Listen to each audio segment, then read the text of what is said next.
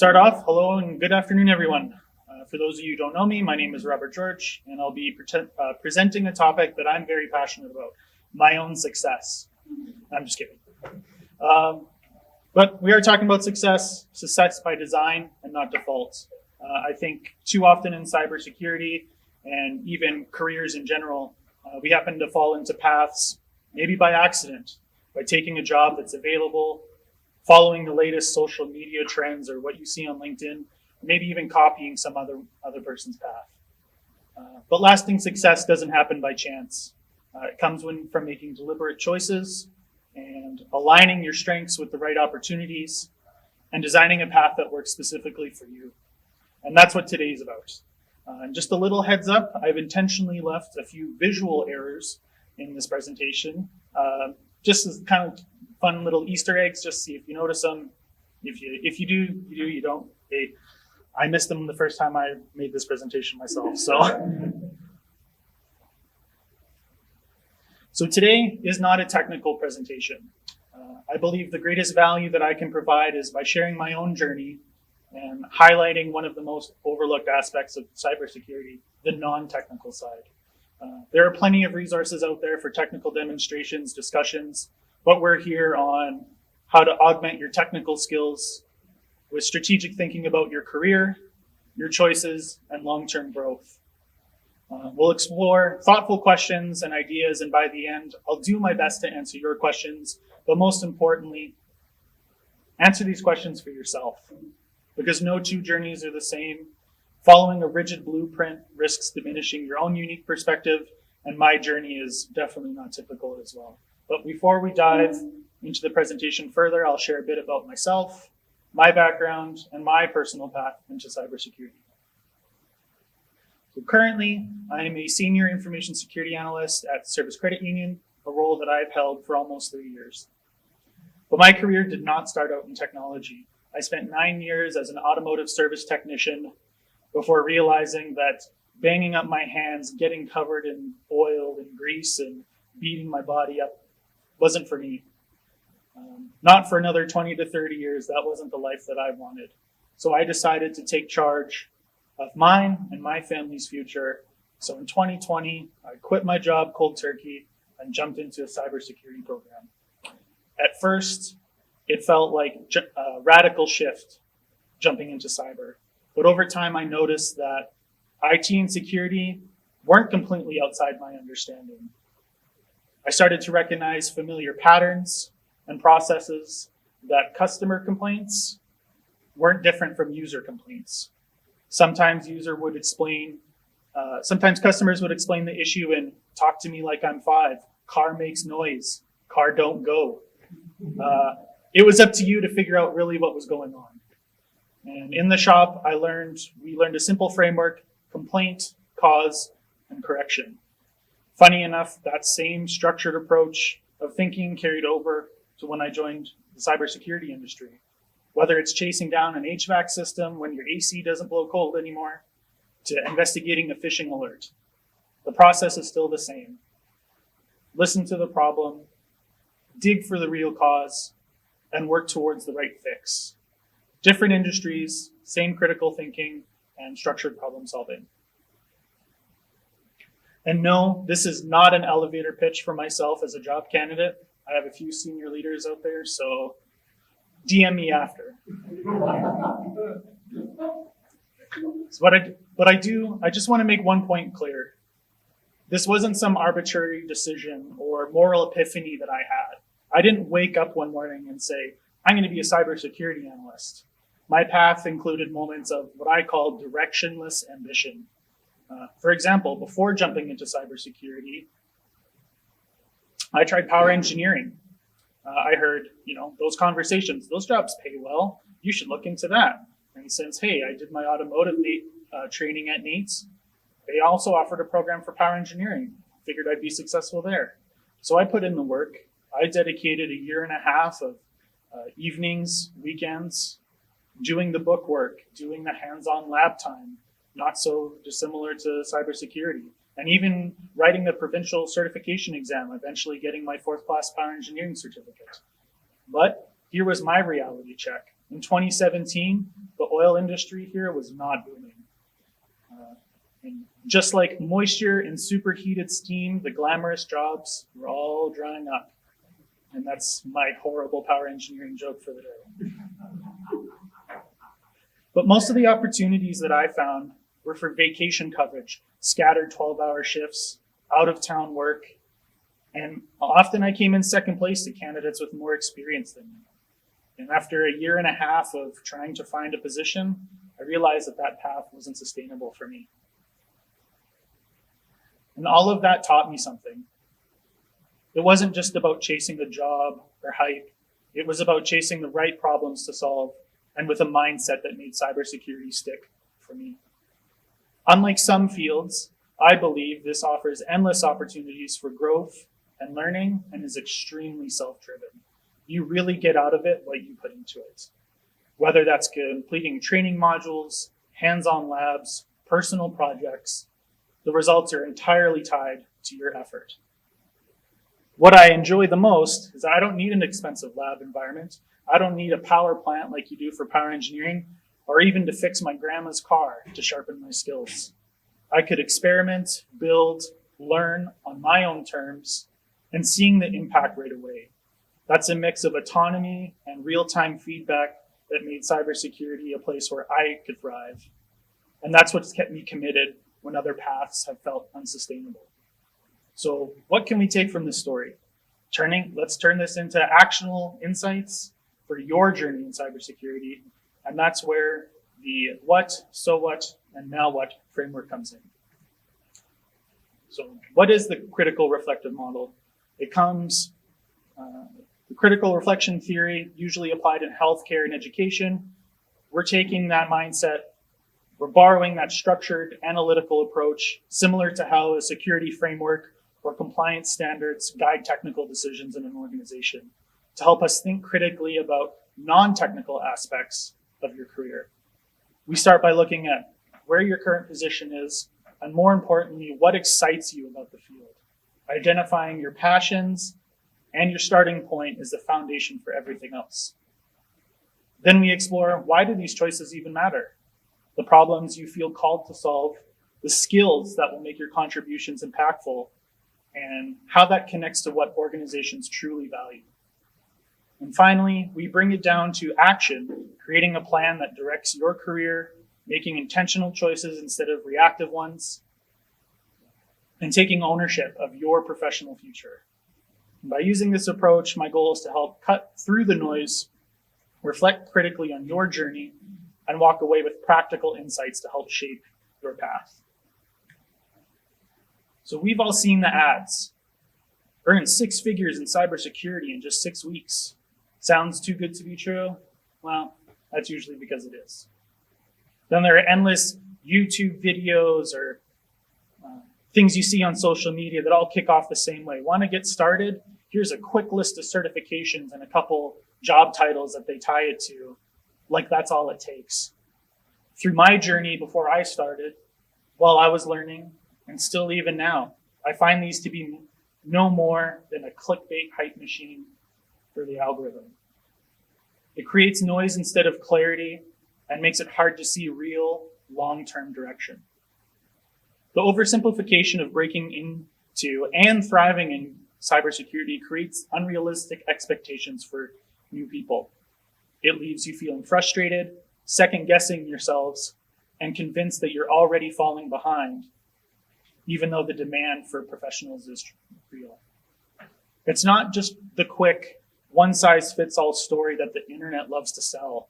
And maybe I do expect more than what a YouTube video can offer. I am a little greedy, but this isn't some side hustle. It's my career and it's your career. These decisions deserve more than shortcuts and half-truths. Recognizing the gap between hype and reality helps us stay grounded to build a more meaningful career. And the fact that there is no one quick fix solution is a good thing. Whether or not it's the degree that gets you past HR, but what matters is proof, showing that you can apply your knowledge and not just pass a test or a certification. Certifications are useful, but Cert XYZ alone won't land you that job. So what does success look like?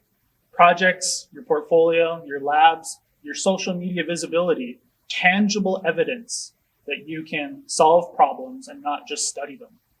Employers care less about acronyms on your resume and more about the impact that you can demonstrate. That shift in mindset from collecting paper to building proof answers the question we keep coming back to. What does it take to turn the hype into something real?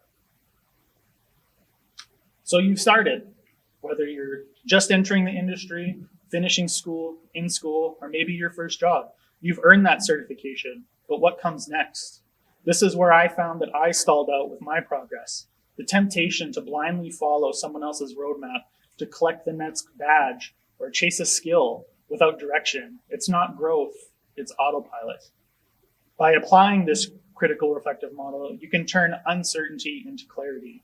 So where are you now? Again, what tasks energize you? What feels like a drain?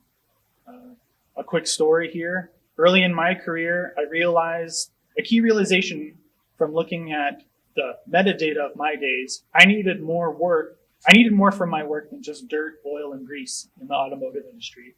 I craved a challenge. You know, that part that scratches your brain, that feels good when you solve that problem, that dopamine feedback. Not just the repetitive tasks of replacing brakes or tires or an engine over and over again, that repetitiveness. That realization led me to cybersecurity, that no 2 days have been the same since I started. And that variety and problem solving is what gets me out of bed in the morning. And why does it matter if you pick a path that doesn't align with your energy long term?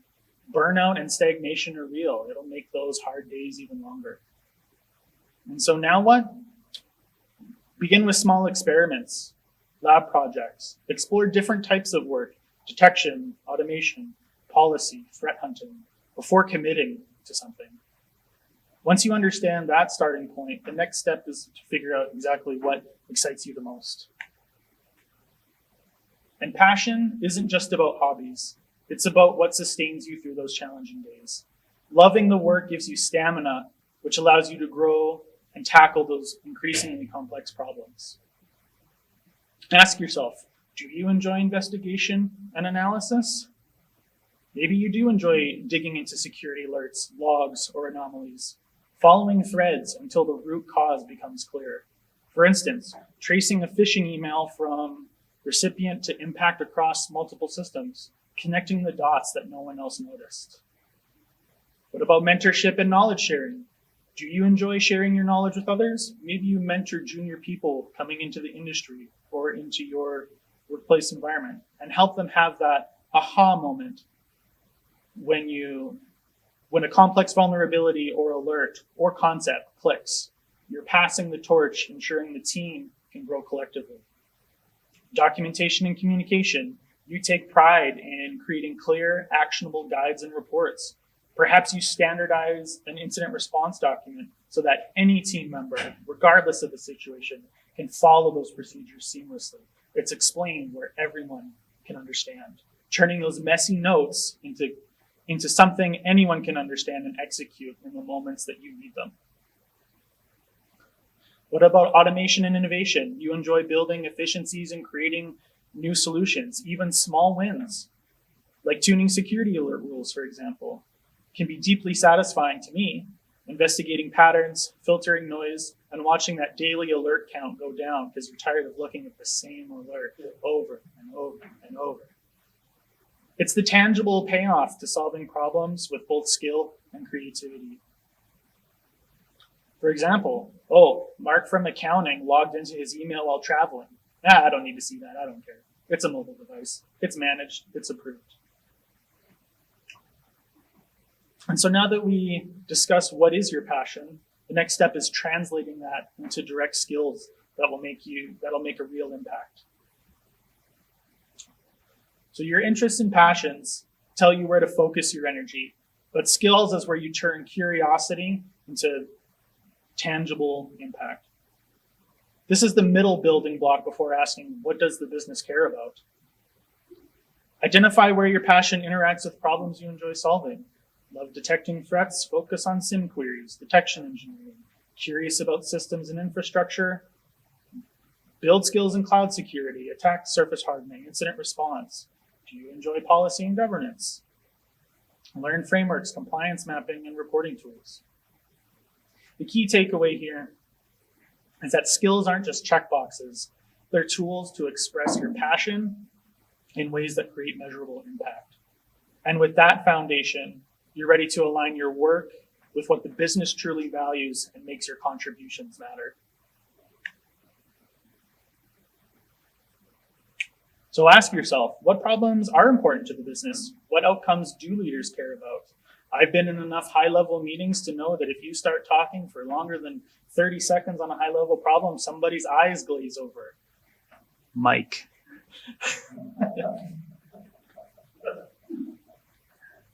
Examples of high-impact contributions. Reducing the risk. Creating detection rules and hardening systems that prevent breaches, save the company time, money, and reputational damage. Improving efficiency, automating repetitive tasks, alert triage, reporting, patch management, frees up time for yourself and other team members for higher value work. Enabling better decisions, dashboards and analytics or reports to help leadership understand the posture, where you're going, and make active changes for the better. But be ambitious. If you see a problem, look for ways to provide a solution, taking initiative and proposing improvements, automating processes, identifying gaps. That kind of work rarely goes unnoticed. This is how you stand out to become a trusted contributor. But make sure you document and communicate your wins. For example, I automated alert triage, reduced analyst time, 20 hours per week. Metrics get noticed where effort alone does not. But most importantly, your soft skills matter. The business values people who can explain technical issues in plain language, influence decisions, and collaborate with other teams. Technical talent without business context can limit growth. We've all been in that position asking, why didn't I get that job? Why didn't I stand out amongst the applicants? From my experience going from an interviewee to an interviewer, I've seen what really differentiates candidates and where they often struggle, and it's usually communication. Whether it's their resume or the verbal communication skills, candidates fail to showcase their impact and advocate for themselves on why they're a great fit. Why you amongst all these other candidates? Most people do have the same certifications you do. They have the same education you do, but why you? Cybersecurity interfaces with many different departments and people. So clear and concise communication is truly what makes someone stand out. Let's take a cybersecurity approach to this. Let's conduct a mini audit. Look at your resume, map it to business outcomes. Does this activity showcase that I can prevent losses, save resources, or make my team more effective? With a clearer understanding of what the business values, you can take ownership over your career and make intentional choices. So take control over your future, building visibility before it's needed. Just like prepping for incidents, build your professional presence early. Post on LinkedIn. Write about CTFs, projects, and policies. Translate the technical to the non-technical to show that you have that capability. Create a consistent online brand that showcases both your skills and your interests. Monitor the market in your position. The job market is saturated. The last few roles that I've been a part of for interviews, we're talking 1,000 applicants per role, and that's just a small scope within Alberta. Understand where you stand, and again, identify what differentiates you. Why you amongst all of those people? But cut through the noise. Resumes are just snapshots of your experience, but your actions, your projects, and your visible work create that continuous online brand. And by putting yourself out there, you can demonstrate that skill and consistently build experience. Control your narrative instead of waiting for someone else to decide if you're good enough. This approach helped me and eventually landed my first cybersecurity position. And the story I'd like to share about that is while I was working my practicum placement through my college program, someone told me that I could expect 5 to 10 years of working in IT before I could get started in cybersecurity. And I'm sure I'm not the only one that's heard that story. But that was disheartening to hear from a newly enrolled student. To hear that from an industry veteran, that didn't make me excited. But I decided to keep putting in the work, studying, earning certifications, doing projects with no guarantees of anything. But what was the alternative? I could wait until someone else decides that I'm good enough to join their team based on experience alone, tenure. Just because you do something for 10 years doesn't mean you're good at it. I was an okay mechanic, but not my cup of tea.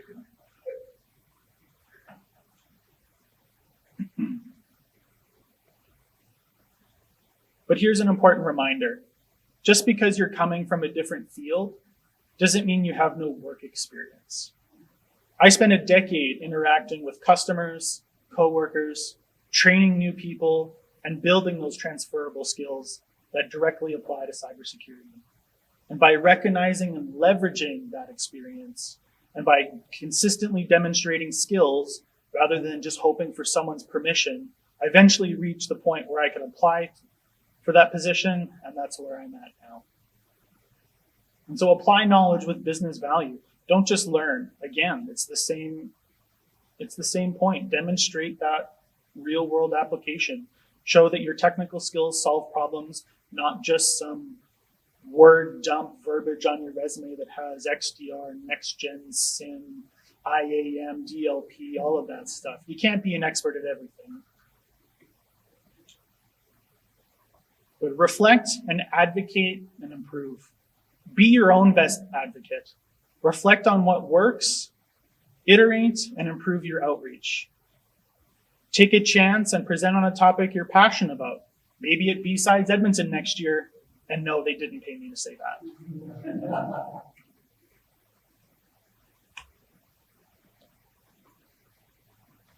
This went a little bit faster than I was thinking. It's the end of the day, so I'll give you your time back. But you don't have to have it all figured out today. The cybersecurity industry is massive, and your path won't look like anyone else's. And that's a good thing. What truly matters is how you use them to solve real problems and create that value. Your journey is a series of informed decisions, not random guesses. And by asking yourself better questions, informed questions, like the ones that we've covered, you're already ahead of the game. Cybersecurity isn't just about securing environments. It's about purpose and impact. But keep showing up. Keep learning and keep building your brand, your network, and your direction. You don't need someone's permission to get started. You just need momentum. And one final message. Discover what truly interests you and align those interests with skill development. Because there will be tough times and long days, but your passion and your direction will sustain you. Showcase your skills to those who need them. Become that trusted advisor that people rely on. When the right opportunity comes along, you'll be the first person that they recommend. And I know that's where I want to be. And so with that, it's a little bit early, but thank you.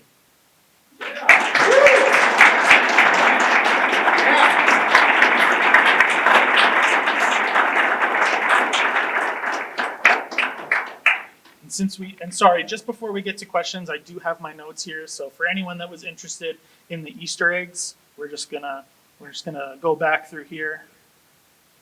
So here's the first one. Can anyone tell me what's wrong with this image? Skip. Sorry? Yeah, I've never seen a car that has 2 mirrors on the right-hand side like that. So thanks, AI. The images were AI generated, not the content.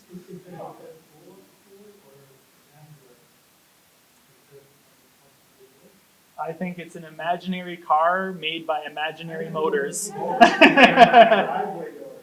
Yeah, it is. Yeah. So there is another. Yeah. when I asked it, I said, can you create an image that combines automotives with cybersecurity? And that's what it came up with. I don't know. My shop's never looked that clean, so. The next one, can anyone tell me what's wrong with this image? Yeah. Yeah. That's right. And the spelling of the engineer, yeah, is all kind of wrong. Doesn't handle text very well. And then what's wrong with this one? That's only it's missing a couple fingers, one on each hand. So maybe diversity higher. I don't know. But yeah, any questions? Mitch. I mean, random person I don't know. I didn't fill the audience, I swear. Great presentation, Rob. Learned a lot. Thank you. And obviously, I think from the point of any particular lesson or experience that you learned earlier in your career that you felt extra applications that you were learning? Definitely. So when I decided to make that switch from the automotive industry into cyber, I knew no one and nothing. So what do you do? You go online and Google it, try and find some information of what can help you. And I have a very specific story, so I didn't plant that question, I swear. But there's a story that I went through that really helped me is like randomly looking through cybersecurity YouTube videos, and then I ended up seeing this live. It was a live video feed. It was a heat map of someone had placed some honeypots across the world, and it could show the active attacks going on back and forth. And I thought, I don't even know. Like at that time, I didn't even know what a heat map was. I just thought, hey, this is cool. What's going on here? This looks really interesting. And the person messaged back to me within 5 minutes. If you think this is interesting, come to my Discord channel where we'll talk more about it. And this isn't a plug for any specific Discord channel. If anyone's interested, I can give them the information. But what I did find was a community of interested professionals, people of anywhere from 0 to 20 plus years of experience in the industry, reaching out and asking them questions for the answers I couldn't easily find or the answers that I wasn't personally satisfied with. When I'm coming from a background that isn't typical, I'm not a sysadmin, I'm not a network admin. I don't know what the right questions to ask are, but if I sit around long enough, engage, and take in the feedback that I'm getting and seeing what other questions are being asked, I can get that extra perspective and that value that, I didn't get right away. I was already in my program for almost 2 years before I decided to do that, and I just happenstance came across something. And that, I don't want to be too cliche, but it kind of was a life-changing moment. It took that, I'm just doing a college program, because that's what everyone does. Go to college, get an education, get training for the job. But reaching out to those individuals and having that back and forth is what gave me no, I'm on the right track. I'm asking the right questions. And no, you shouldn't need that external validation, but when you don't even know really where you're going, it really does help to chat with people in the industry.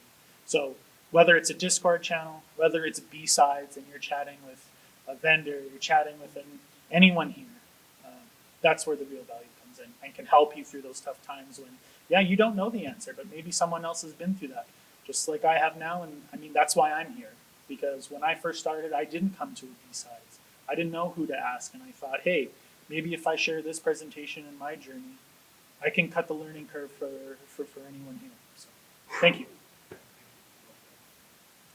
I think that's everything. So again, thank you all very much.